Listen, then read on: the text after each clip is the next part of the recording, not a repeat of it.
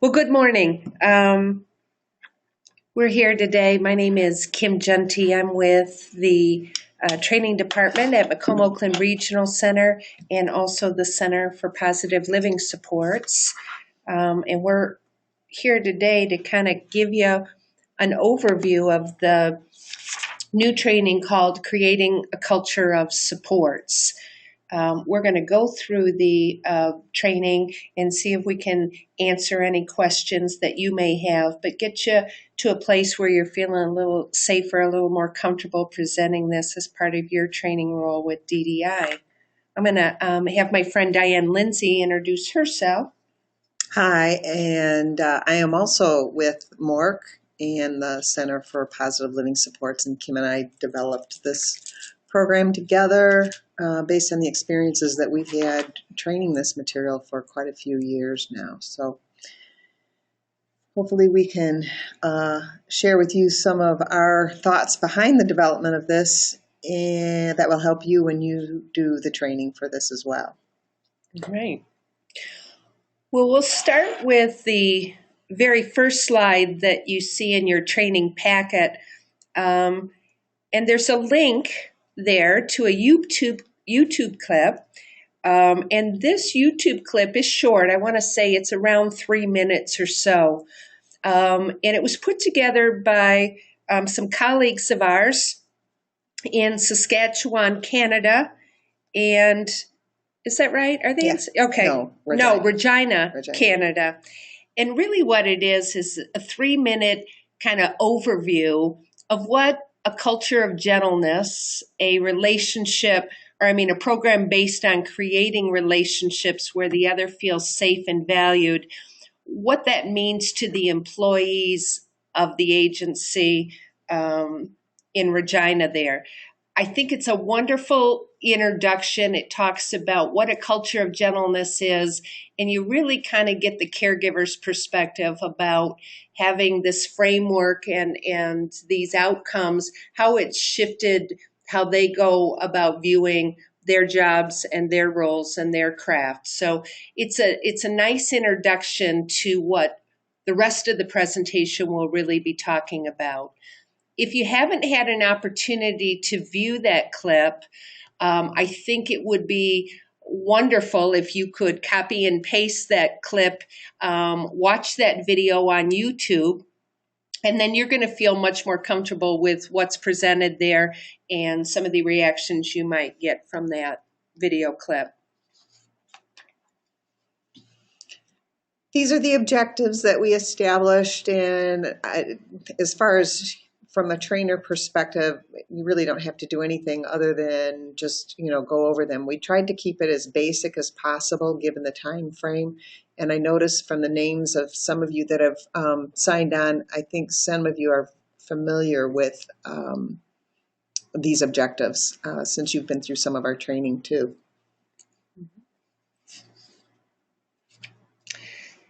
The next slide, really this training is about, in a nutshell, about the power of relationships and how this really is essential for us to carry out the work that we're doing and the effects of positive relationships with individuals. And so this slide here really is a statement taken from the National Core Indicators report. And it really does, it mentions that friendships, relationships, and community belonging are critical aspects, if not the most universally valued condition of a quality of life. And so that's a national study that is kind of playing out that we need to focus on the quality of relationships, and there's great strength and power in putting positive relationships around individuals that we support. And throughout the whole training, what we would be looking for is for each trainer to maybe present their own personal story regarding, for example, here with the power of relationships, maybe a story of somebody you know, maybe somebody who wasn't thriving because they were lonely.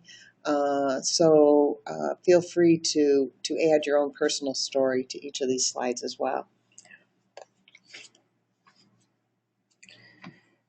The next slide we're talking about comes from data that we found that when individuals have connections with other people, we see an increase in their overall well-being.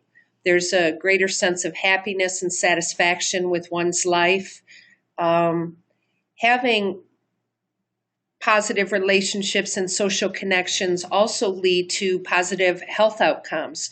There's a lot of data and research out there that say when we have even as few as 1 to 2 positive relationships in our lives, we can see the benefits of lower blood pressure, sleeping better. People take better care of themselves and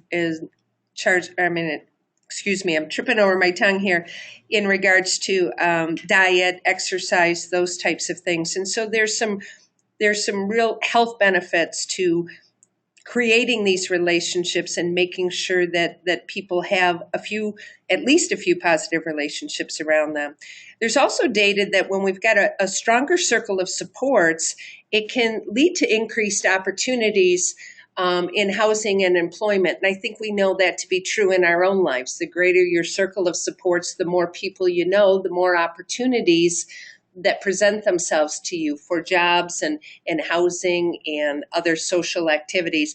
As a matter of fact, this morning, just in talking with our Emily here at DDI, I was able to link to some resources through that social connection. So I think that's important. We also see that when someone has a circle of supports around them, it leads to increased independence, as well as what we're really striving for, interdependence. There's an ability to kind of give and take and to share when you have a circle of relationships that all lead to, I think, a richness in one's life. I'm going to have you do this one. All right. The next slide that we talk about is what we call our central purpose. And this is one really where it's a simple statement, but it may need a little facilitation from the trainer. I'm going to jump in. This is really a little different from some traditional training that people have gotten in this field, where the central purpose a lot of times is teaching skills. And this is an area that we feel we need to kind of flip a little bit, in that we really do believe that our central purpose is teaching about the relationships. So this is significantly different than what we typically find. Mm-hmm. Yeah, I would agree. But these are usually concepts that make sense to individuals when they think about their own circle of supports and the stronger relationships that they have in their own lives. So we believe that central purpose is to nurture and teach that experience of being connected with others, to be in companionship with others, and then that last one, building that sense of community, which is what we get when we have multiple relationships in a variety of different settings.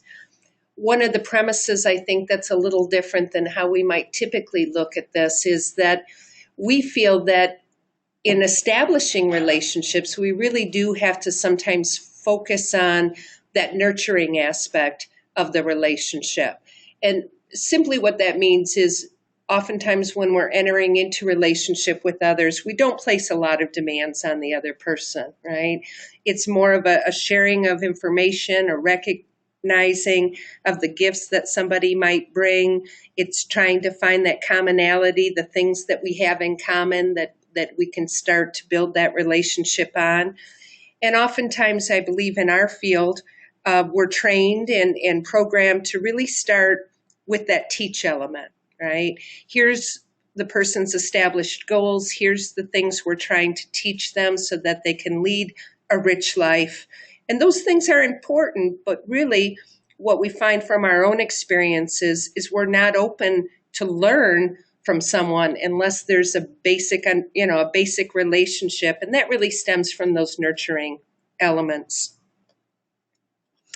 This next slide, and we like to use the word consciously or intentional, that you really need to put great thought into making that the focus, to nurture that, because life gets in the way, and sometimes, again, we start focusing on task or skill building when we really need to look at relationships. We need to purposefully make sure that as you're walking into a room, you're going to smile at somebody. You're going to hold out your hand to shake them, or if you're close to them, you're going to give them a hug or whatever.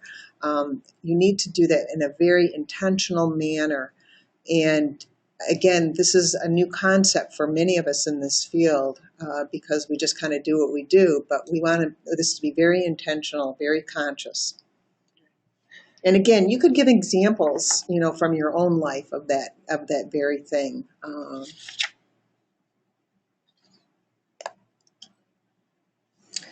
This next slide really kind of is introducing people to the toolbox, if you will, that we have in making those connections with others.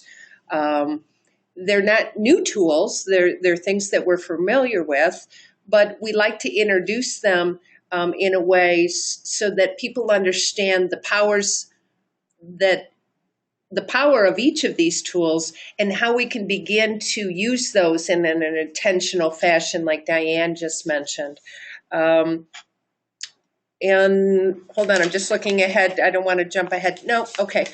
So with our words, we oftentimes like to introduce those, is that words can be very, very powerful. And our words should be uplifting, they should be positive, they should put the other at ease, they should make the other person feel comfortable and valued with us.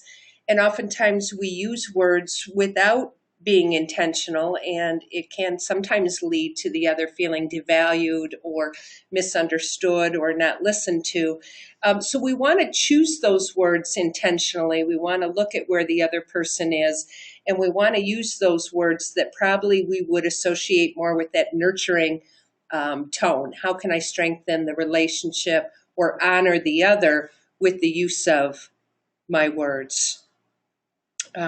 With our eyes, certainly we get a lot when we're looking at someone, when we can see their face, when they can see ours. We oftentimes say that the eyes are the window to the soul. And unfortunately, sometimes we have moved away from really looking at someone else's face due to technology, busy schedules, the chaos of a shift in particular, but that it's a real and powerful way to connect with somebody. So they can see what's on my face. I can look at their face and look at their eyes and see whether I need to go back to nurture, or can I begin to teach somebody or stretch them in learning some new skills. Physical contact or touch, we believe, is one of the most powerful tools in connecting with another. That could be a touch on the shoulder, a tap on the back of a hand, a side hug. All of those things can bring a sense of comfort to the other. It is also one of those tools that we really need to kind of understand a little bit about the person's histories and memories, maybe their trauma story, if you will, to make sure that we're not increasing fear, but we're decreasing it. Diane and I oftentimes like to just reach out a hand to the individual and see what their response is to reaching out to us as a touchstone to begin seeing how comfortable, how safe is that individual with this touch. But it's one of those things that we don't always use enough, and it is one of our most powerful tools. Other factors that can play into touch are certainly gender, age. I can get away with a little bit more with touch now that I'm getting up there in age than I could when I was a younger caregiver. And it also has to do with our own memories and comfortability with touch. So again, I think it's a powerful tool, but I think there's some things to consider. And you might want to discuss or kind of mentor with others in the class. Our presence really is kind of that full package, if you will. It's what our presence conveys when we enter into the space of another. And certainly we want our presence to convey things will be okay, things are going to be easier, I'm going to support you through whatever may come. And it really is a combination of what others are picking up in the words that we use, what they see on our face, and how we use that tool of touch. How calm we are, how slow moving we are. I also liken presence to how well we're listening to the other person as well. And all of, I was going to say, I forgot, I lost my train of thought. Sorry about that. I want to go back a little bit, though, to the previous slide, if you don't mind. No, not able to do that. Well, in that when somebody is feeling unsafe or they're anxious, the use of these tools are what's going to help them feel safe. And that's where you have to be very conscious about it. And I just want to share a little story of just an email that I got this morning of an observation somebody made, that when somebody is upset, that a lot of times caregivers tend to want to lecture, berate, punish, etc. And that's at the time when you have to be the most conscious about nurturing the person. Again, using these tools. And a training, and then so segueing back to the tools, you'll note on the training notes, it talks about using your audience. We've been very successful at using the audience to train themselves, actually, by throwing out the questions of how can we use our words to uplift individuals. And we've had very good luck with the audience themselves can provide the examples or stories. Conversely, how can our words be demanding? And again, the audience can be very helpful with that. So you don't even have to do all the talking with this particular slide. You can use your audience to provide with a lot of the examples from a training perspective. Yeah, I agree with you. Moving on? Yeah.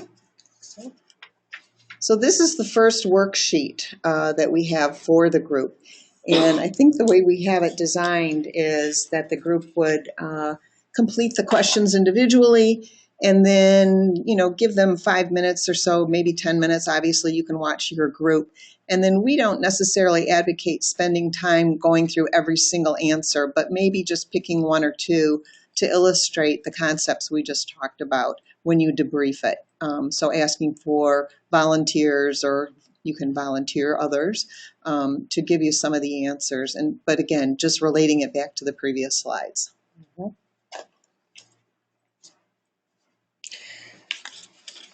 The next slide in the training is introducing people to 4 elements that we're going after in establishing, nurturing relationships and creating a culture of support.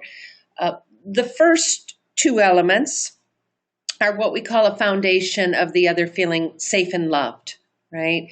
These are 2 elements where we're really focused on feelings, right? We want the other to feel free from physical harm, from emotional judgment or criticism, because there's a physical sense of safety as well as an emotional sense of safety, as well as a feeling of I am loved, I am valued, I am protected, taken care of.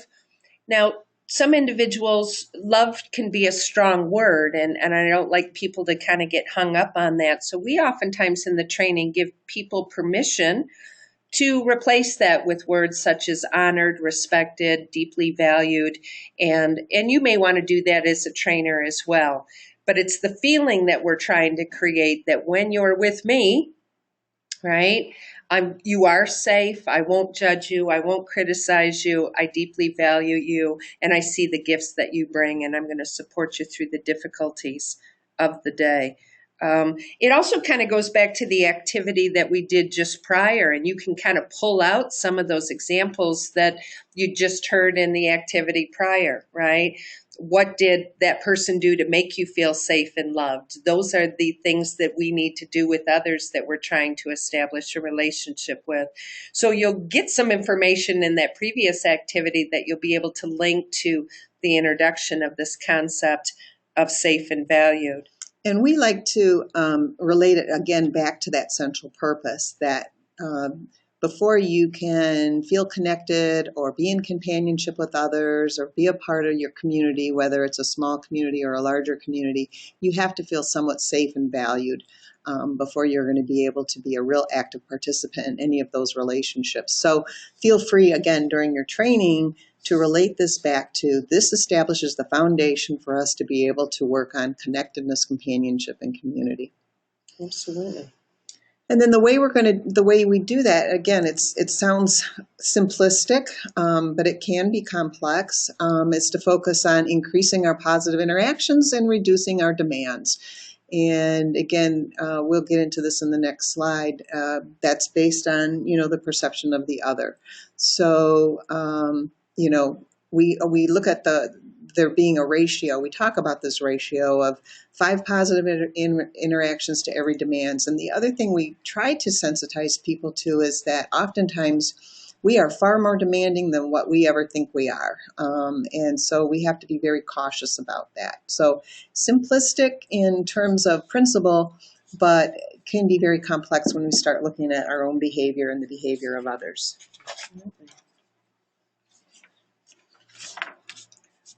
This next slide, again, we start talking about SAFE a little bit.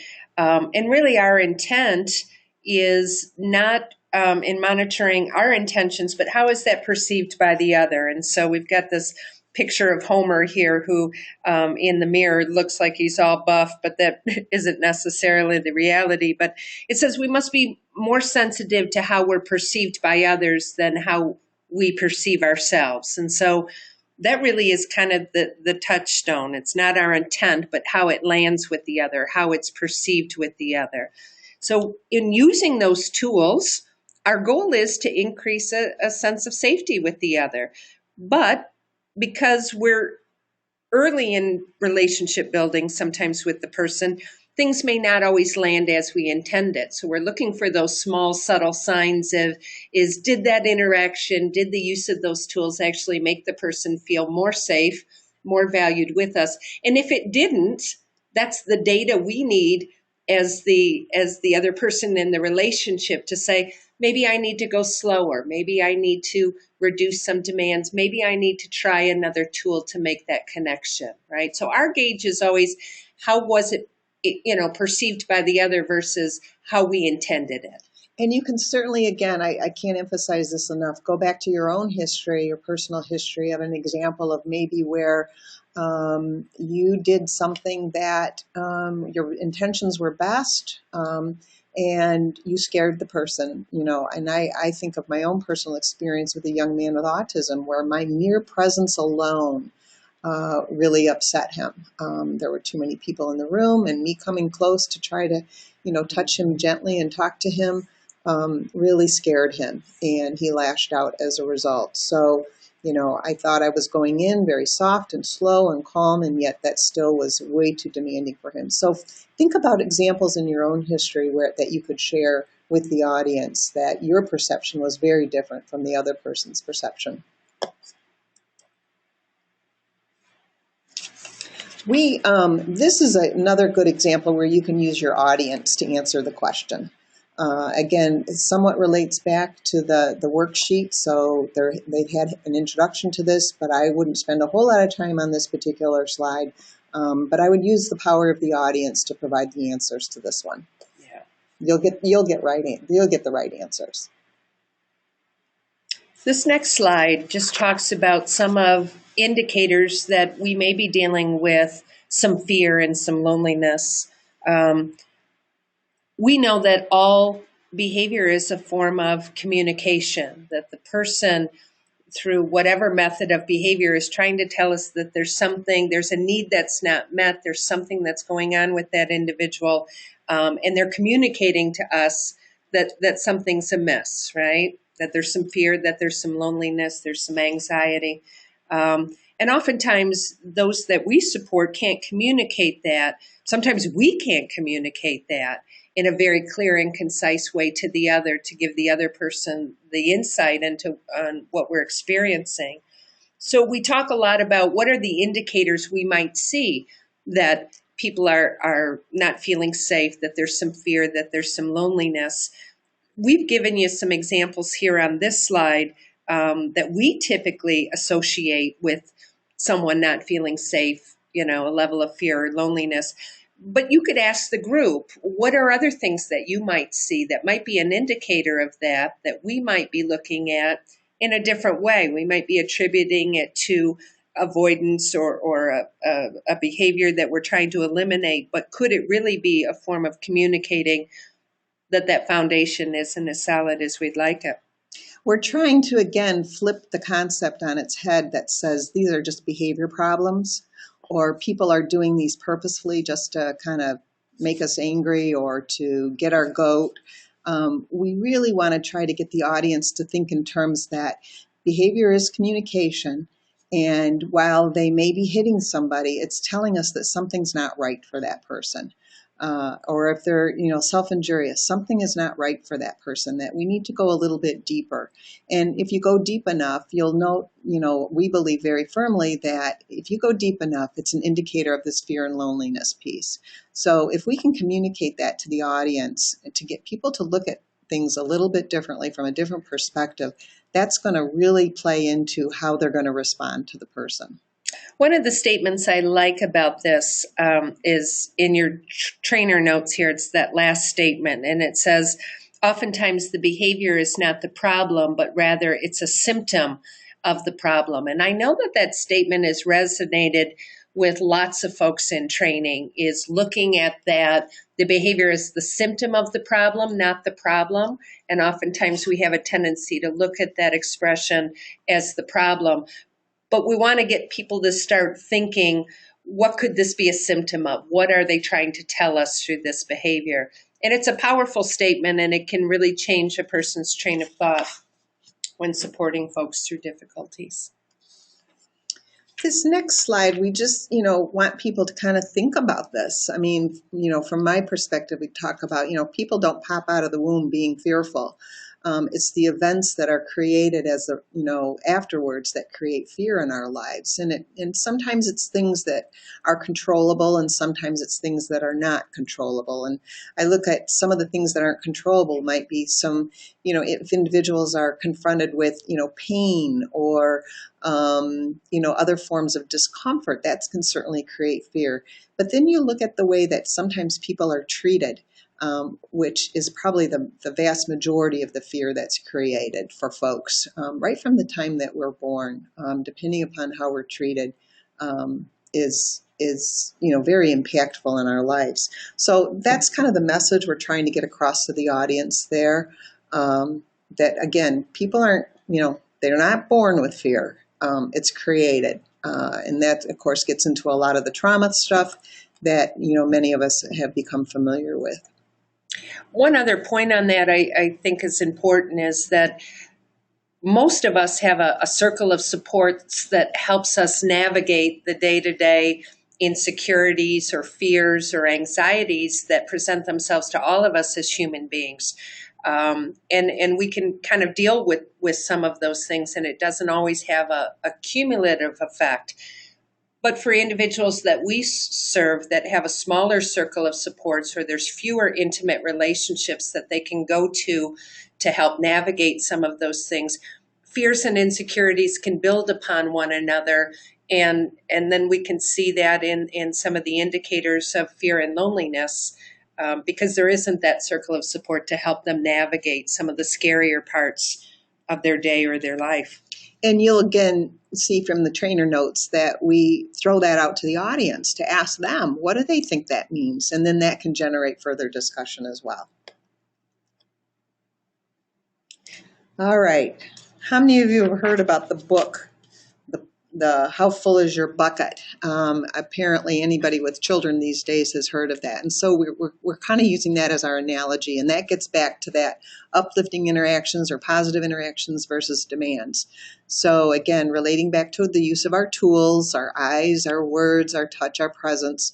Do we want to be uplifting, or do we want them to be demanding? So we use this to illustrate that. And we think that sometimes that helps people to think about that in those terms. So we want to talk about what makes an interaction Positive. Um, Before we start into any sort of indication, we throw that out as a shout out and we ask for audience participation. What do you think makes an interaction positive? And again, reminding them that it's the perception of the other, not our intention. And it's reinforcing again the concepts we've already talked about. So there is a little bit of repetition here, but we feel that repetition helps in training. We know that the concepts need to be repeated over and over and over again. Yeah, there's a activity. Is it this where the activity comes in at? What's in your wallet? The what's in your wallet If activity? Needed. Yeah. If needed, there is an exercise here that you can get, and we ask people to pull out their wallets, pull out their phones, look at a picture that they might have of a loved one or a relationship, a supportive relationship in their lives, and kind of shout out, what did that person do or what does that person do that makes you feel safe and secure in their presence? What is it that they do that makes being around them a positive interaction, if you will? And so, again, this is one of those areas that you can, through that activity, have the audience kind of provide some of those answers for you. The other thing you can ask during that same exercise is, when you're not in a good place and that loved one makes you feel better, what is it they did? Because again, we're trying to get at that piece about when we're anxious, unsafe, feeling devalued, that's when we need many, many more positive interactions to help bring us back up again. And this next slide is just another illustration of the same concepts, that the more positive interactions we have in our lives, the more positive relationships we have in our lives, it does make us stronger. It enables us, like Kim said earlier, to tolerate the negativity that does occur in our life, the negative events that are going to invariably occur in our lives. If we have a strong foundation of positive interactions and positive relationships, it's definitely going to make us stronger. I really like it too in training caregivers. I just love the illustration of it. Is just taking that assessment throughout the day or throughout your shift, if you will, is how full is Joe's bucket? How full is Mary's bucket right now, given what's occurring and what's happening in their day or week? And that just being a very visual reminder. Like, we've got to add some things to the bucket here. Mom didn't call when she said she would call. I didn't get to go out like I had hoped because the van broke down. Recognizing that can deplete the bucket.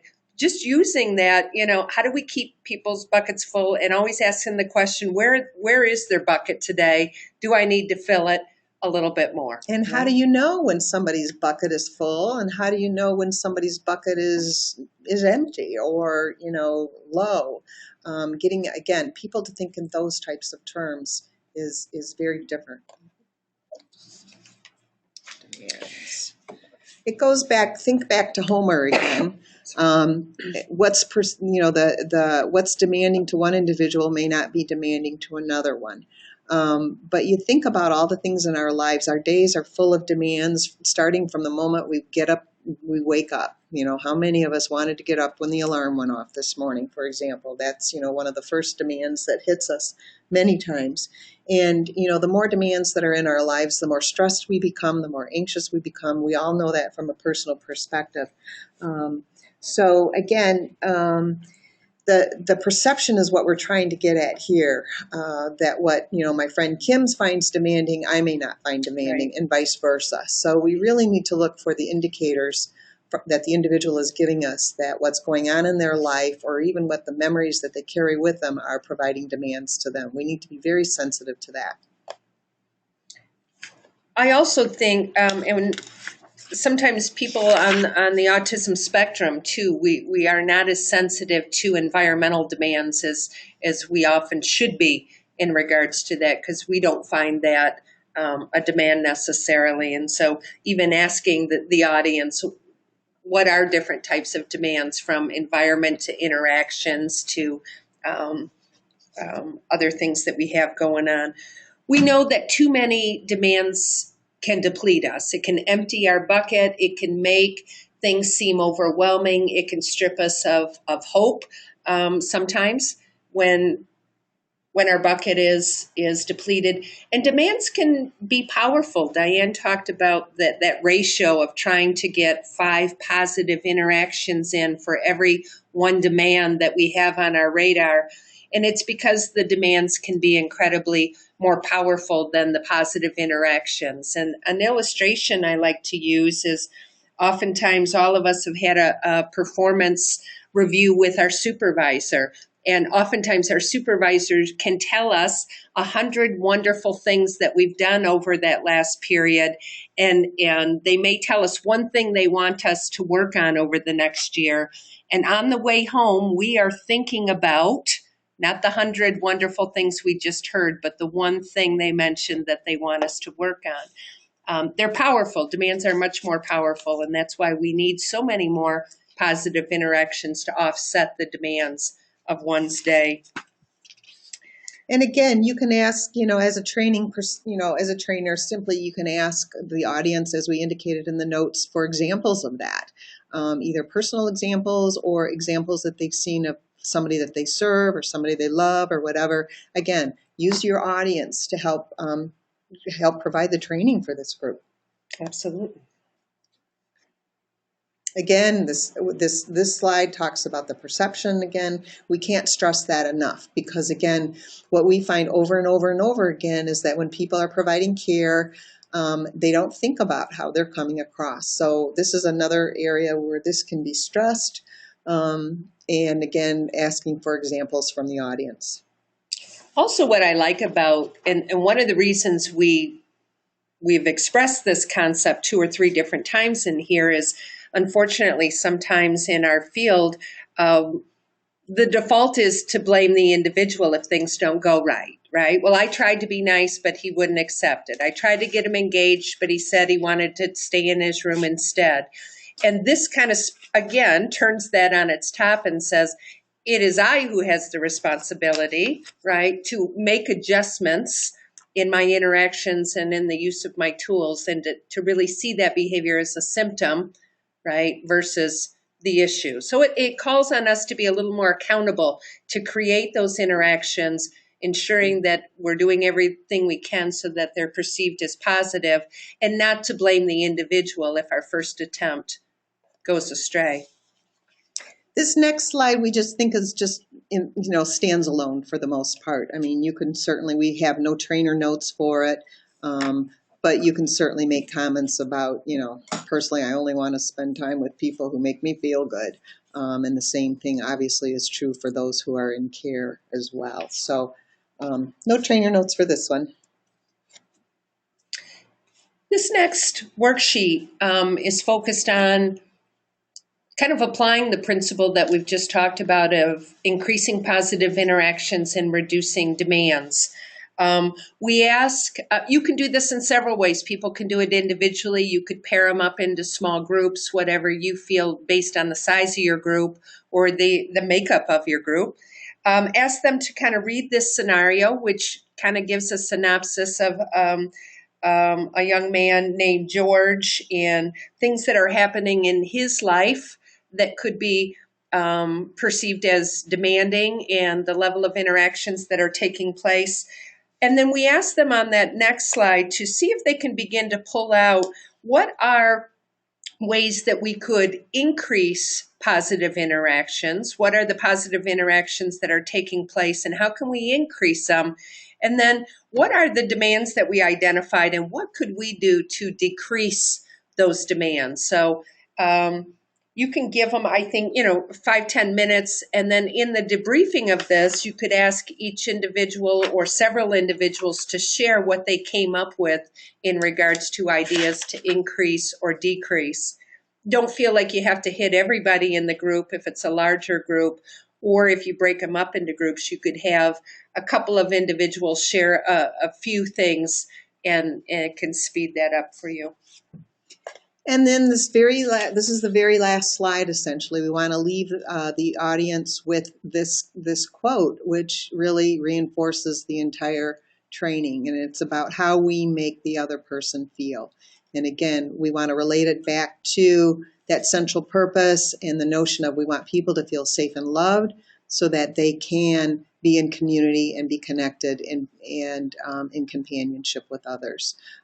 So while we didn't have really any trainer notes for this one, if you can relate it back to that very beginning, that would be really helpful.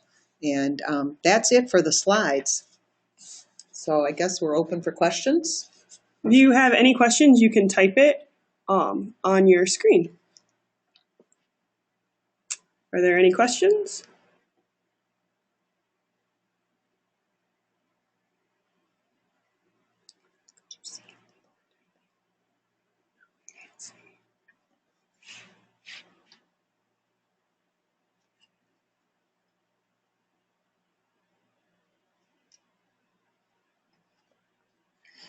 What we do know is that all of you guys will be fabulous when you're training this because we can all relate to this on a personal level.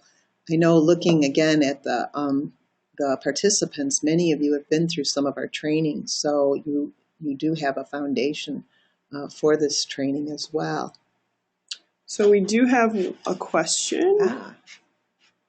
Oops, where did my mouse go? Get to it.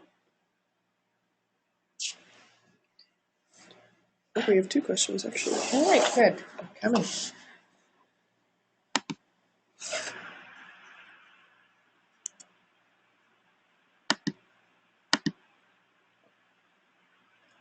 How do we receive this information to train with? Not quite sure. Can they hear us still? Yeah. Okay. I'm not quite sure about your question. You will get this training packet. You should have received it already.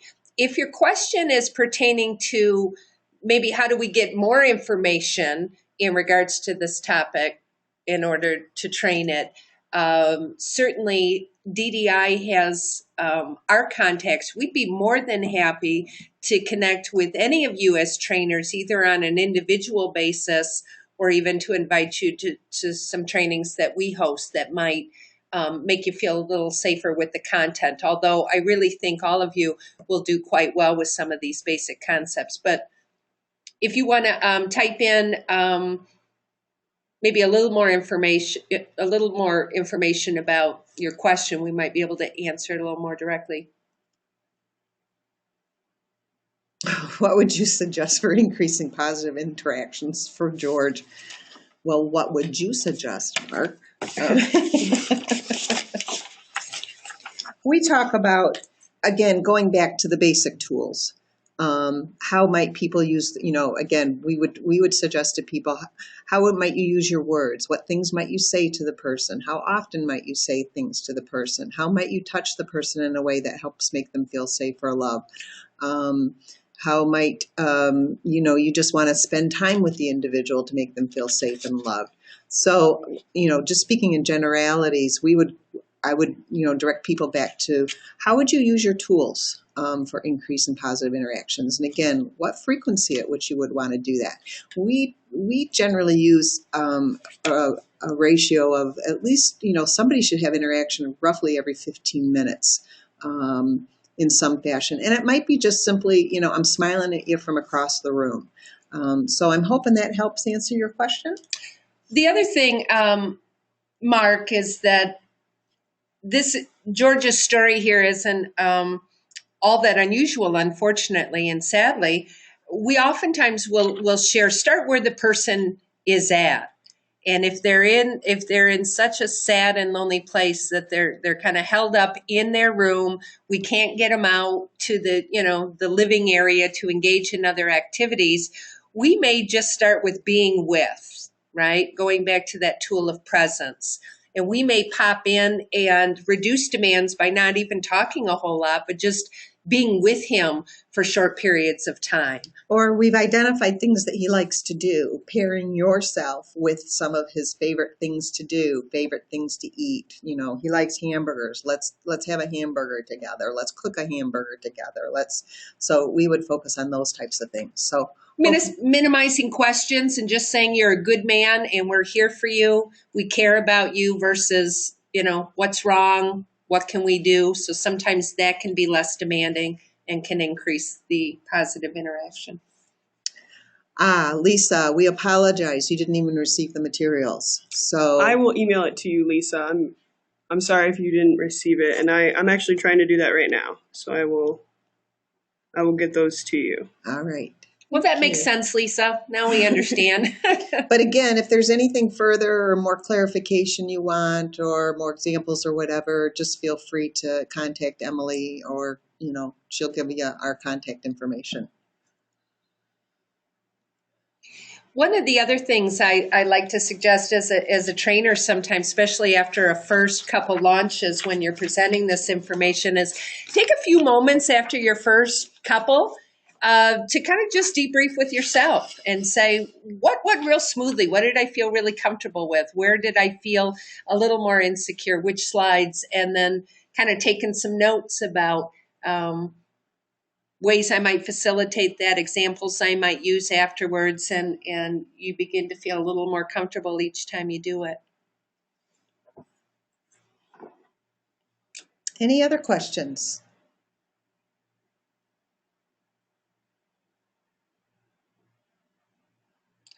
I just would like to thank the group of trainers that was on the webinar today, and thank you for what you're doing in not only this training, but the other trainings that you're supporting DDI with. And we believe that training is essential to shape culture, to increase confidence and competence in our caregiver workforce. And I know many of you do this in addition to very, very busy jobs and other obligations. And I just want to thank you for your commitment to really supporting our workforce with education.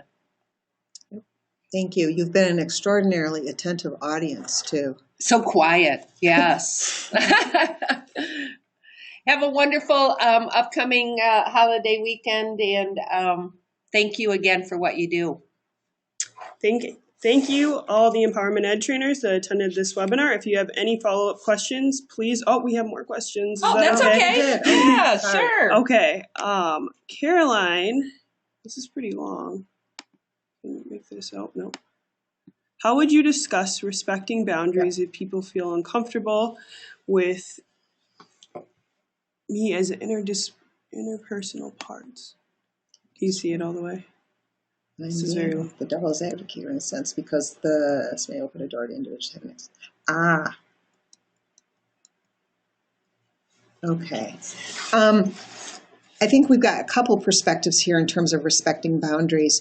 I think you've got boundaries of the individual that you're supporting in addition to the boundaries of the caregivers. And I think it has to be, you have to think of both of those.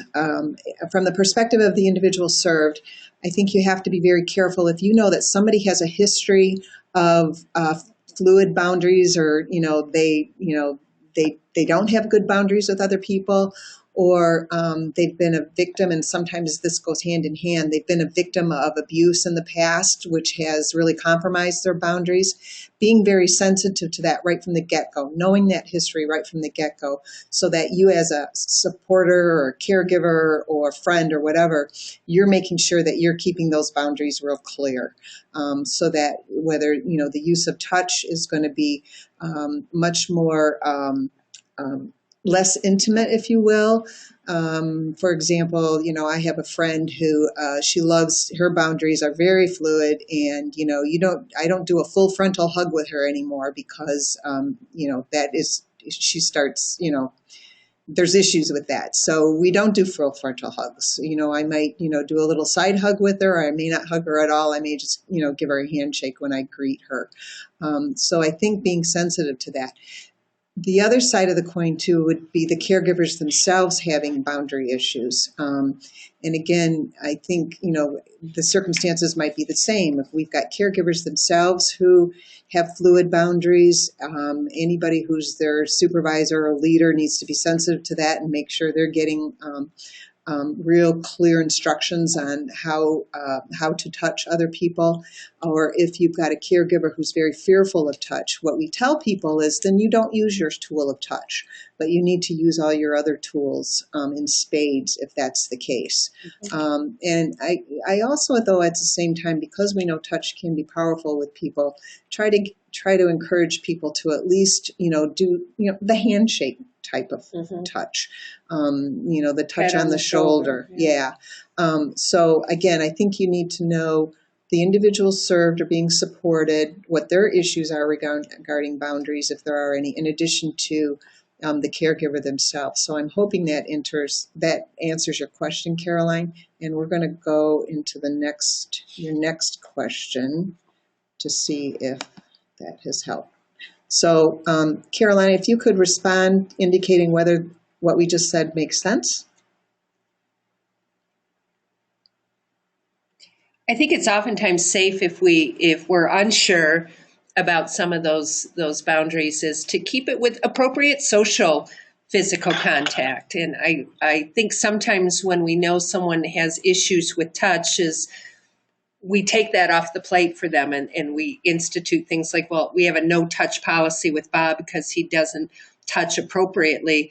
Yet I think sometimes we relinquish our responsibility to teach him about appropriate. So I think if there's any questions, sticking with what's appropriate social contact touch, handshakes, maybe a touch to the back of the hand, maybe a hand on the shoulder for a second. And Caroline, I think you make a really good point that making it as a goal in the plan of service would probably be really helpful and bring that to the forefront of what this person needs and how we're going to approach them. So hopefully that helps you. Mm-hmm. Good. Good, we're glad. All right. So thank you all for attending this webinar, and thank you to Kim and Diane for presenting today. If you have any other follow-up questions for Kim and Diane, you can shoot me an email and we will get that response to you. Or shoot us an email because some of you probably have our email addresses too. Yes, as well. All right, so we are signing